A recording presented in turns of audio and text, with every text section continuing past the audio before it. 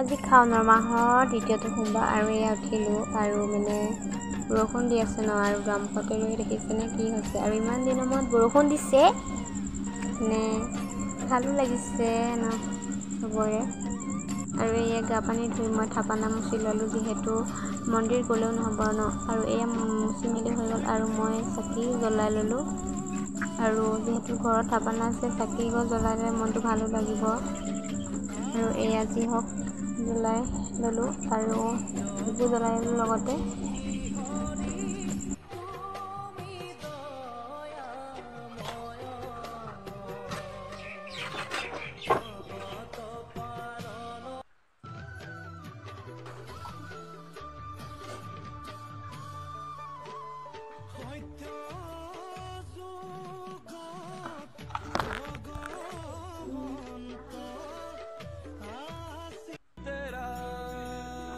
জ্বলাই হৈ গ'ল আৰু দেখিছেনে ভাল লাগে যিহেতু মনটো পবিত্ৰ লাগে। আৰু এয়া ঘৰৰ গাখীৰ হয়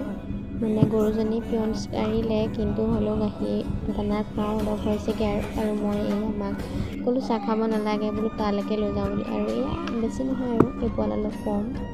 আৰু এয়া দোকানৰ পৰা বস্তু পানী অনা হৈ গ'ল আৰু মানে ফাইনেলি মই ওলায়ো হৈ গ'ল আৰু দাদাজন আহিব আৰু এতিয়া যামগৈ লাহেকৈ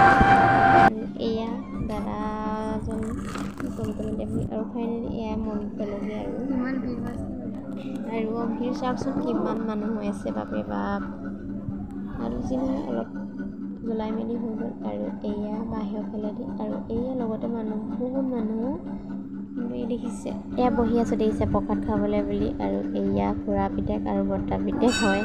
আৰু এয়া ফুৰিব ৰৈ আছে আৰু খাই বৈ হৈ গ'ল ধুনীয়াকৈ আৰু এয়া আহিছোঁ আৰু ওলাই আৰু ইমানে